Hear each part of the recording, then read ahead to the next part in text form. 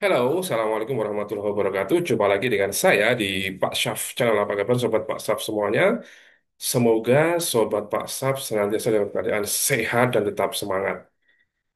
Walaupun cuaca mendung, gerimis, hujan deras tetap produktif ya. Kali ini saya akan mengenalkan ya eh, teman baru Pak Syaf semuanya, yaitu blog personal saya ya. Teman-teman bisa mengakses di paksafinstitute.blogspot.com. Nah, saya akan berbagi banyak hal terkait dengan dunia AI, kinerja dosen, beasiswa, mahasiswa, inspirasi, opini, pembelajaran bahasa Inggris, dan lain sebagainya. Nah, kali ini Pak Saf akan berbagi tentang tools-tools AI yang wajib dimiliki oleh guru dalam pembelajaran di kelas. Nah, sebelum itu, jangan lupa like, comment, share, dan subscribe Pak Saf Channel sebanyak-banyaknya ya. Langsung saja saya akan bagikan eh, tampilan dari ya, teman-teman bisa mengakses di paksafinstitute.blogspot.com. Nah, di sini yang sedang saya buka ini adalah ini ya, saya membuat sebuah artikel yang berjudul Duel AI Terpanas 2025 ya. Ada ChatGPT versus Grok versus Gemini versus Cloud dan juga versus Perplexity, mana yang cocok untuk Anda.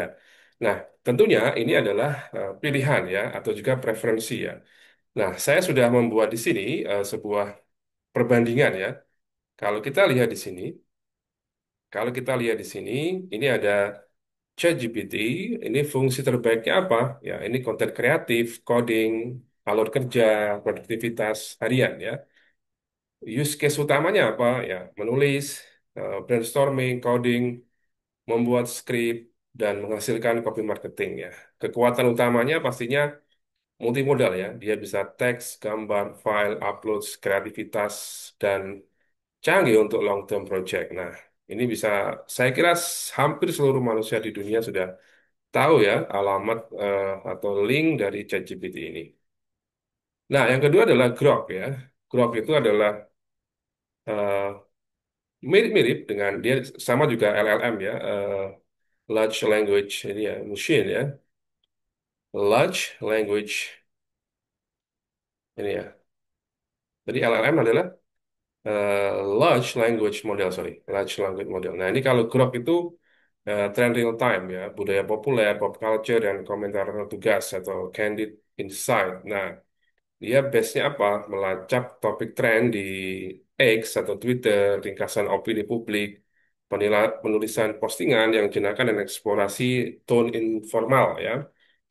Dia apa? Keunggulannya terhubung ke media sosial ya, real time, tajam, jenaka, dan humoris ya. Reaksi cepat terhadap breaking events ya. Kita coba. Saya kira juga sudah banyak orang yang menggunakan ini ya, Grok ini ya. Nah, seperti ini. Meskipun saya jarang menggunakan, tapi saya kira fungsi utamanya adalah sama ya. Kalau kita lihat di sini tadi ada ChatGPT, ada Grok, yang ketiga adalah Gemini ya. Gemini ini yang sering saya pakai sekarang ya, karena cukup eh, cukup mudah dan juga sama ya, multimodal juga. Ya, ini ChatGPT. Kemudian ada yang ketiga itu adalah Cloud ya, Cloud AI. Nah, ini adalah Cloud AI. Cloud AI ini eh, saya kira juga sama. Kita lihat fiturnya di sini ya. Dia adalah deep reading, pemahaman dan penanganan yang etis. Kemudian eh, fungsi utamanya meninjau laporan atau kontrak yang panjang, riset hukum, dan menghasilkan draft.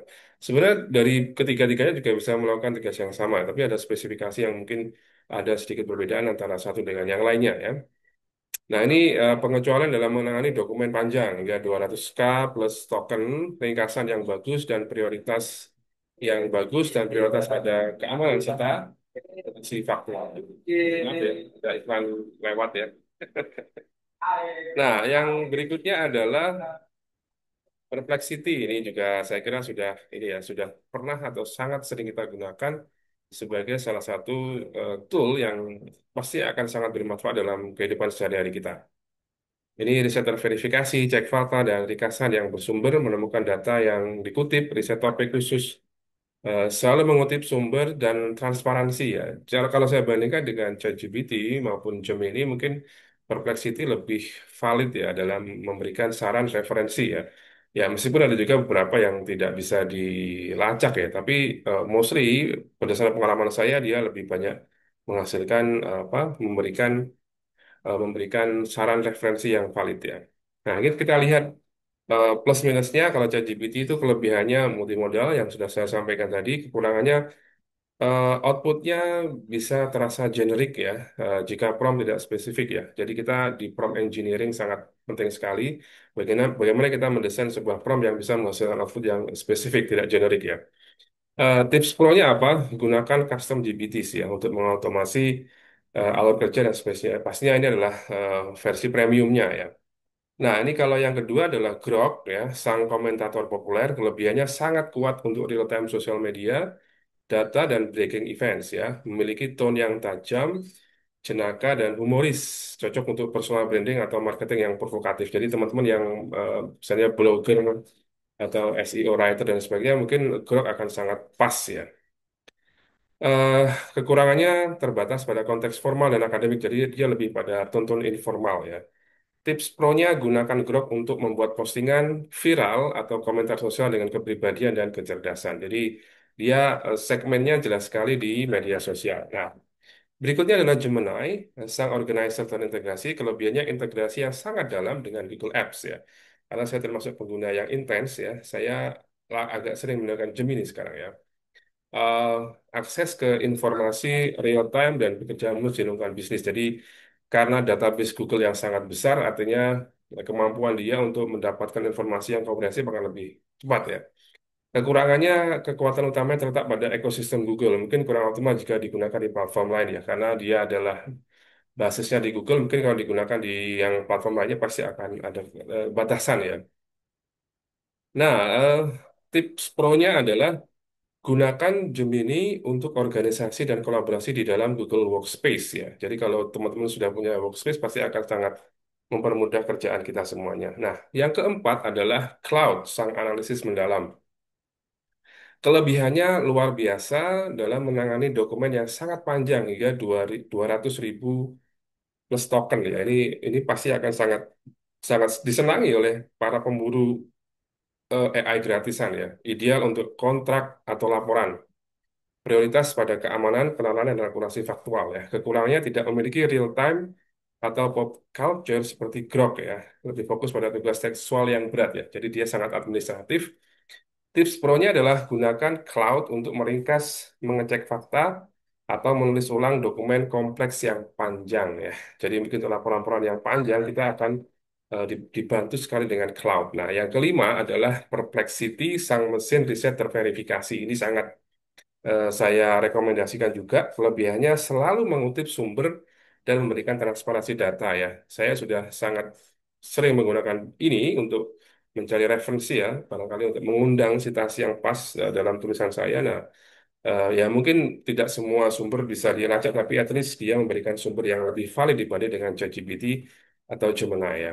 Kekurangannya lebih merupakan mesin pencari riset ya, atau daripada konten kreator kreatif seperti ChatGPT. Jadi sangat jelas sekali borderline-nya kalau ChatGPT ke sana, kalau Perplexity ke sini ya. Tips pro-nya gunakan Perplexity ketika akurasi dan verifikasi materi sangat penting ya. Jadi kalau teman-teman sedang mencari citasi atau referensi tentang tulisan yang sedang ditulis, nah ini saya kira Perplexity akan sangat pas untuk digunakan ya. Jadi eh, saya kira itu yang bisa saya sampaikan pada kesempatan kali ini terkait dengan eh, compare and contrast antara ChatGPT, Grok, Gemini, Cloud, dan Perplexity adalah 5 LLM yang sangat populer ya menurut saya di kalangan eh, ya dosen, guru, siswa maupun mahasiswa. Tapi lagi-lagi semua kembali ke Anda semuanya. Anda mau milih apa dari kelima itu, bahkan sekarang saya kira sudah lebih dari puluhan LLM yang sudah berkembang, apalagi Cina sangat ekspansif sekali mengembangkan LLM yang pastinya dilengkapi dengan fitur-fitur yang tidak dimiliki oleh kelimanya itu, atau dimiliki tapi dikembangkan lebih canggih oleh mereka. Ya, itu yang pertama. Eh, Terima kasih, semoga bermanfaat. Jangan lupa like, comment, share, dan subscribe WhatsApp channel sebanyak-banyaknya. Akhirul kalam, Assalamualaikum warahmatullahi wabarakatuh.